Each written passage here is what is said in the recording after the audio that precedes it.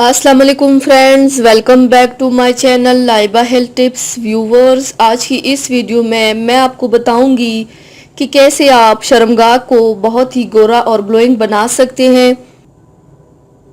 साथ ही साथ ये आपकी शर्मगाह को भी सॉफ्ट और फेयर बनाएगा। ये आपके डार्कनेस को भी it's in magical cream to lighten your dark body parts. तो चलिए शुरू करते हैं, पर इसके पहले प्लीज़ मेरे चैनल को सब्सक्राइब कर लीजिए और बेल आइकन को दबाइए एवरी लेटेस्ट ब्यूटी अपडेट को सबसे पहले पाने के लिए।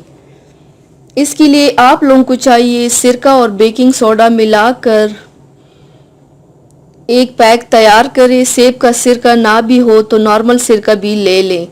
इसे अपनी शर्मगाह पर लगाएं। 3 से 4 दिन में फ़र्क महसूस होगा। नहाने के बाद इस्तेमाल करें। सिरके की जगह नींबू और बेकिंग सोडा भी लगा सकते हैं।